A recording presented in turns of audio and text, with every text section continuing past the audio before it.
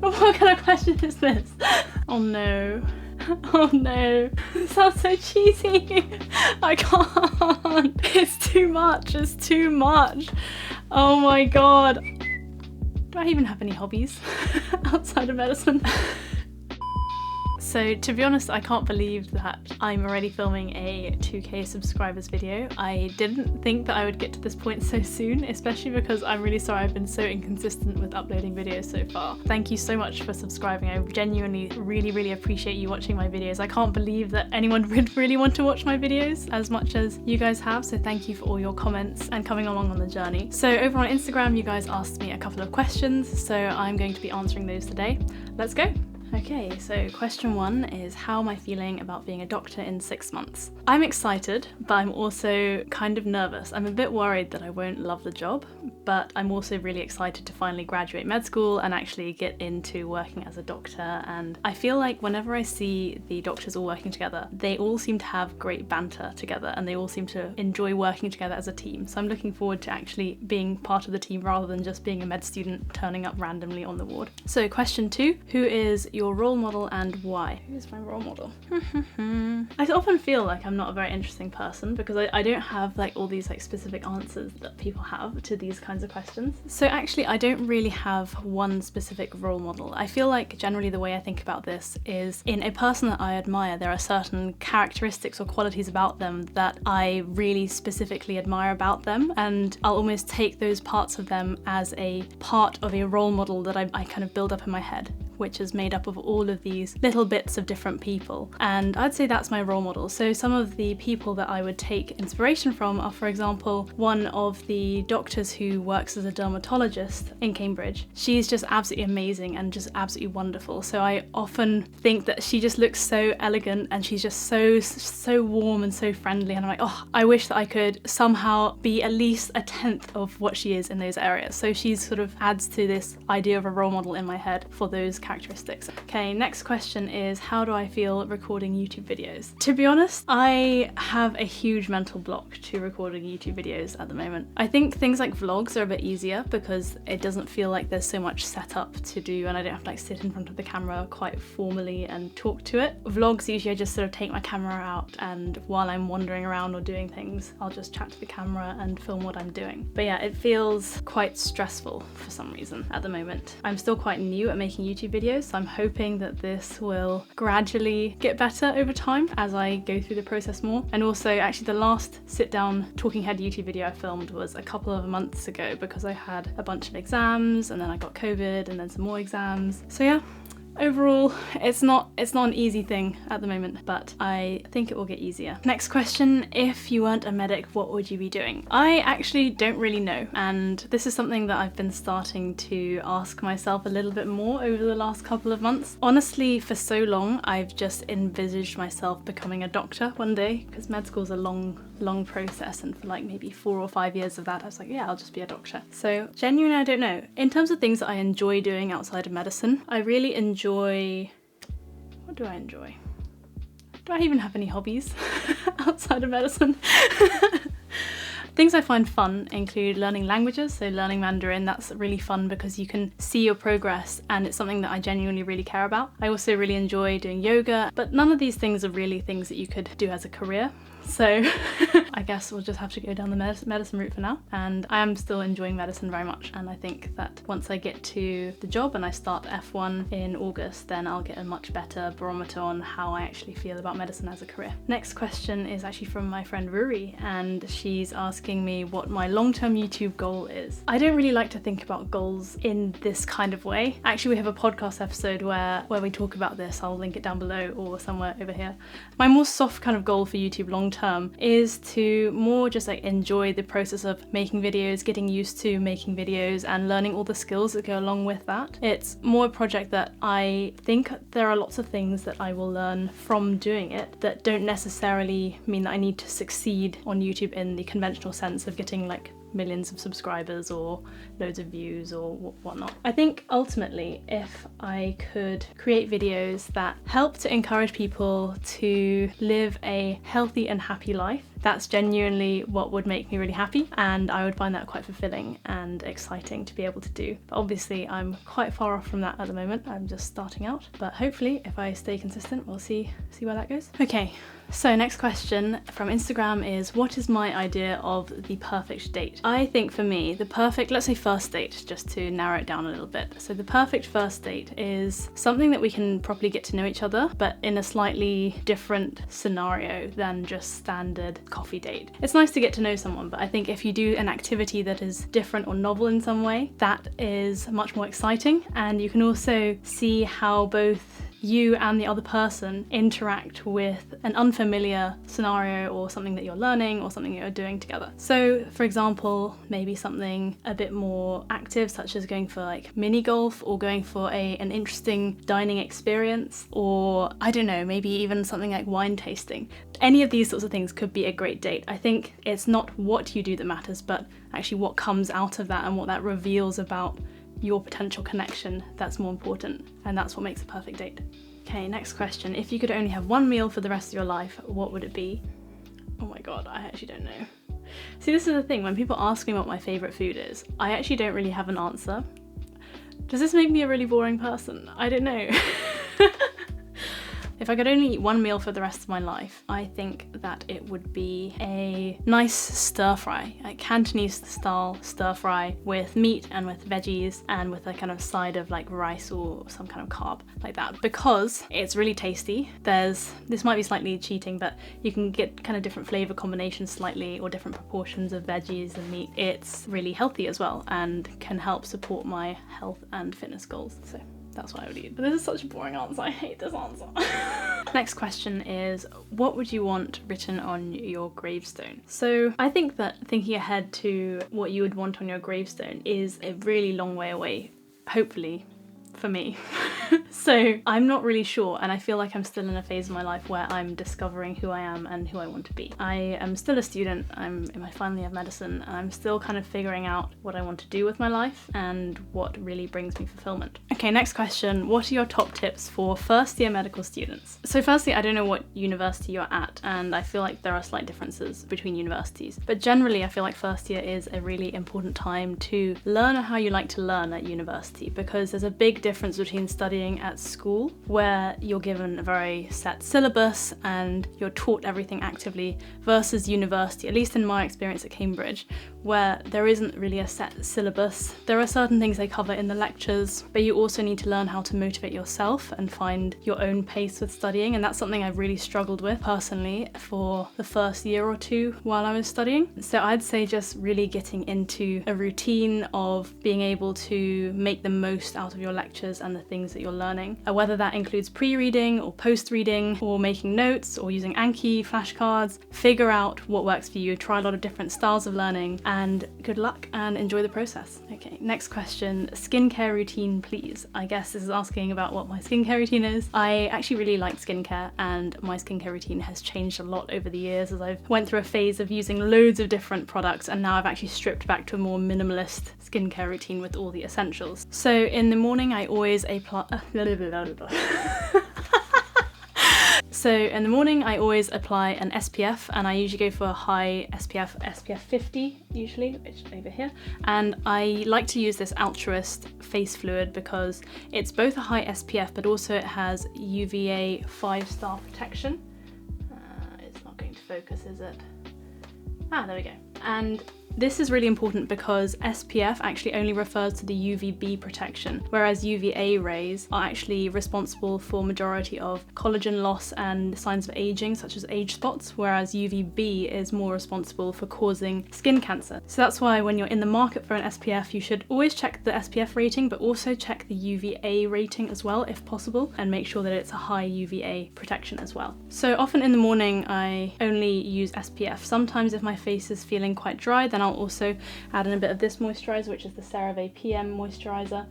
This one's really great, it contains some niacinamide as well, which is fantastic. And then in the evening I go for a double cleanse using the Gokujian oil cleansing what do they even call it? They just call it oil cleansing, but that doesn't make grammatical sense. Anyway, so in the evening I use the Gokujin oil cleanser, which is an olive oil based cleanser, and it emulsifies really nicely, and I follow that up with the CeraVe hydrating cleanser, this absolute cult favorite. After doing that, I pat my face dry. I moisturize with the CeraVe PM again. Once again, it has niacinamide, lots of other skin friendly ingredients, and then I follow it up with my retinoid, which is Epiduo, which contains a combination of adapalene 0.1% and benzoyl peroxide 2.5%. Another reason why I love using the CeraVe PM and also the Altruist face fluid is because they both contain niacinamide, which increases the skin barrier's resistance to irritation by retinoids, so that's a great synergy.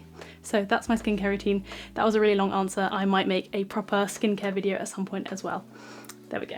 Next question, what's keeping you up at night? Currently, the things that keep me up at night are mostly Instagram and scrolling for no reason. Other than that, the things that I tend to think about when I'm trying to wind down to go to sleep tend to be all the things that I need to do the next day, which isn't particularly interesting. So often that's YouTube videos that I want to plan, or things I need to revise, or emails I need to reply to, and all of this sort of brain clutter just buzzes around and sometimes keeps me up. So I find what's really helpful to do in this situation is to actually just write it down.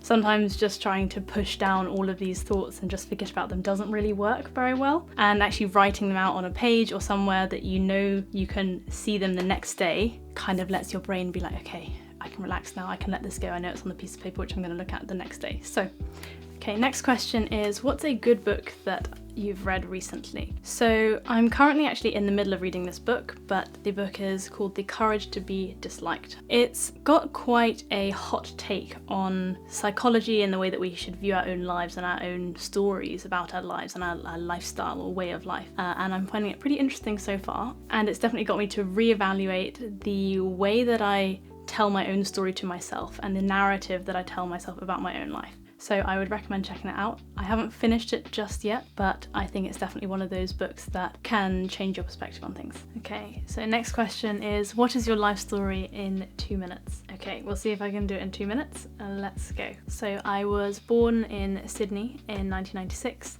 to my two parents, and I lived there in Sydney until I was 4 years old with my family and my grandparents. Then when I was 4, my immediate family, so my parents, my sister and me, moved to London because my parents wanted to explore Europe and see what life in another country would be like. They just happened to choose somewhere that was on the other side of the world. So my sister and I went to school here in London and we grew up here, and during high school I became quite interested in science, and that was what I was really passionate about and what I really enjoyed learning about. And so then when I was in sixth form, I decided that I wanted to apply for medicine. I figured that I would apply for Cambridge, see how it went, and then another option that was in my mind was potentially even going to apply to Australia. But I told myself, you know what, if I get into Cambridge for medicine, I'll stay in the UK. If I don't, then maybe I'll apply to Australia and go back there and be back with all the relatives again. As it happens, I did get into Cambridge, as you may know. And so for 5 years straight, I was studying medicine at Cambridge at Emmanuel College. Then I actually took a gap year to focus on learning Mandarin, which was something that felt important to me for a really long time. And so I thought, okay, it's now or never. And I also worked a little bit with a startup and did an online yoga teacher training, a couple of other bits. I started a YouTube channel, and I finally returned for my final year of medicine, which I'm in the middle of right now. So that's my life story. Hope I made it in 2 minutes. Next question is, what is the most impactful book that I've ever read? I would say that it is The Life-Changing Magic of Tidying Up by Marie Kondo, just because I think before then I didn't really think about the fact that having extra stuff in your life isn't just either neutral or positive. It can actually be a negative, and it can actually drag you down. And I feel like ever since reading that book, I transformed the way that I decided on the things that I would keep in my life and the things that I would let go. I think that sort of philosophy and way of approaching things can be applied to lots of different areas of life as well. And I think ever since applying those principles and genuinely going through all of my stuff and asking myself, does this spark joy or not, was a really life-changing thing for me. So it genuinely was the life-changing magic of tidying up. I would highly recommend it if you haven't read it yet. Next question is, how has YouTube changed my life? YouTube has changed my life in, I would say, 3 main ways.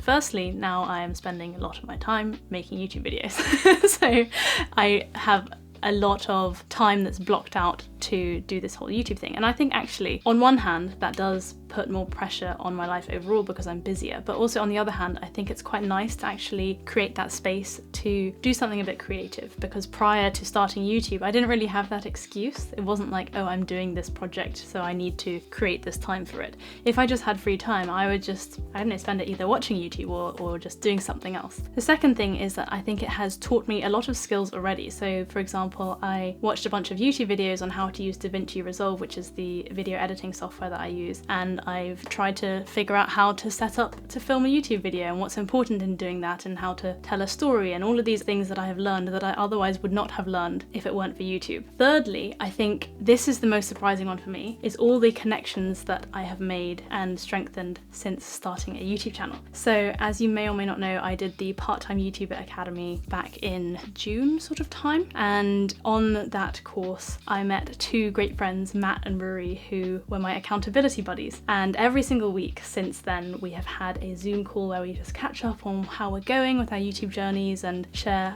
all the things that we've been up to. And then we actually started a podcast together recently called Milliseconds Apart. I'll link it below or somewhere around here. Other than that amazing friendship that was born out of me starting a YouTube channel, there's also lots of people who just send me emails and just want to jump on a Zoom call or send me nice messages, and I think that's the most surprising part of starting a YouTube channel. So if you're thinking about it, I would definitely recommend just giving it a go, because I mean, what do you really have to lose? You have maybe some time and effort, but I think if you're up for exploring different things to do with your life and you feel like giving it a shot, then go for it. Genuinely 100% go for it. And you might want to check out the Part-Time YouTuber Academy as well. Next question, if you had to pick one, what would be your biggest dream in life? This is a pretty cheesy answer, but I'm just gonna lean in and go with it. I think my biggest dream in life is just for all of my loved ones, my friends and family and myself to be happy and healthy. That's my dream in life. And yes, you might say that's a cop-out answer, and it kind of is, but I genuinely think that is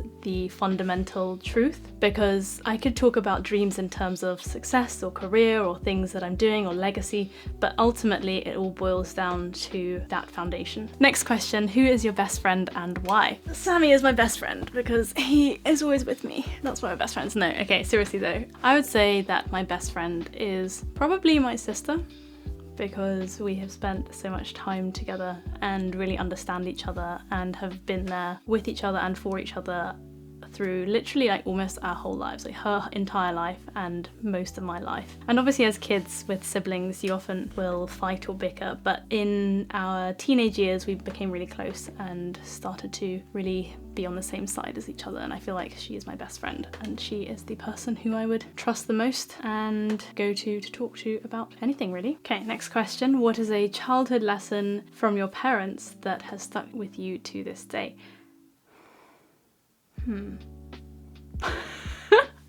There's so many, I literally can't pick one. So when I was a child, we would often go out for long walks as a family in nature, or in maybe even in like central London, we'd go walking around and just seeing sights or hiking up a mountain or something like that together as a family, just as a fun family day out. And I was the kind of kid who was very full of energy, always running around, always running ahead, to the point where I felt like I had a lot of burst energy and could really like go at it for a while, but then I would very quickly become tired and just flop about and not want to finish the walk and just basically blob out and go home. One thing that I learned from both my parents, especially my dad, is that if in those moments you check in with yourself and ask yourself, what would make things better for me right now? And from that, next time, what can you do differently to make sure that doesn't happen again? And something that my dad always did that I always found amazing was he would always carry a bottle of water and a few slices of bread in a Ziploc bag in his backpack, along with a Swiss Army knife and some other bits. So he was never caught unprepared for any of these situations.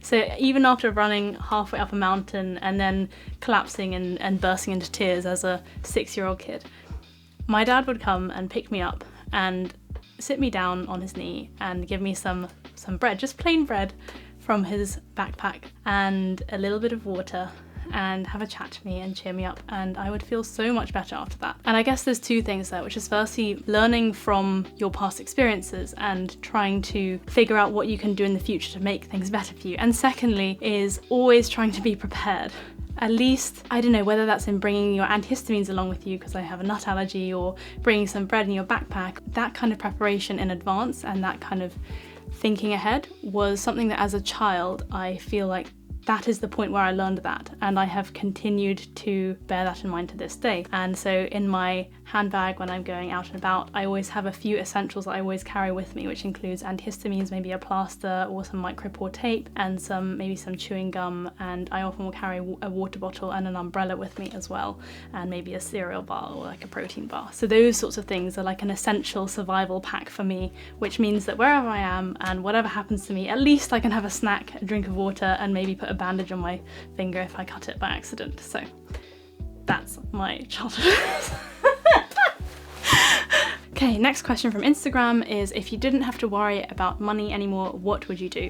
I think that I would still work on projects that maybe were promoting lifestyle changes for health, so like lifestyle medicine style changes for people and working on that kind of thing. So I'd probably want to keep working on maybe this public health project, maybe even work as a doctor. I would also like to maybe travel the world, maybe teach some yoga randomly and do that kind of lifestyle. I'd like to do a lot of reading, maybe documenting my journey a little bit. But one thing that I think is hard to answer is the fact that in order to feel fulfilled, I feel like a person needs to have something to strive for, some kind of meaning. So I'd probably want to find that meaning in perhaps this public health project or this is such a hard question, but it's such a good question as well.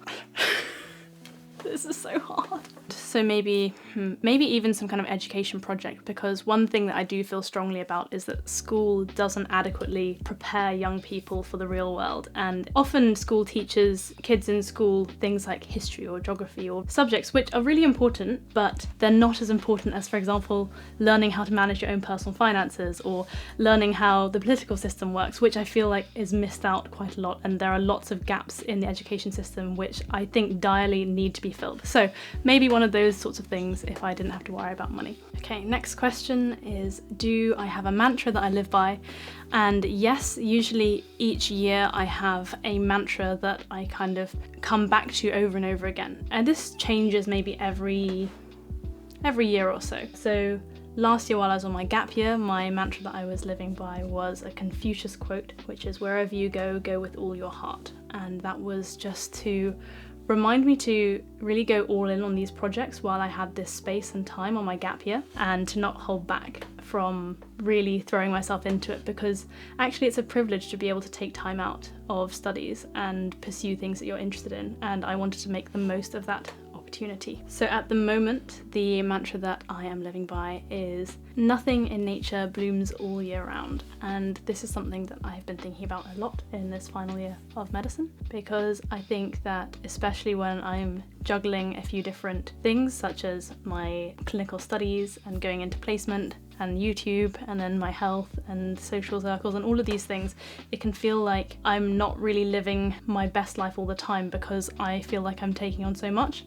But I think it's just important to remember that with all these projects and phases of life, you can't always be on your A game all the time. There's going to be dips and peaks, and that's all fine. It's not meant to be 100% all the time, and that's completely okay. So that's all the questions for today. Thank you so much for sending them in, and thank you for watching this video. I hope you enjoyed it. If you did enjoy this video, then you might like my previous Q&A, which is over here. And once again, as always, take care of yourself, and I'll see you in the next video.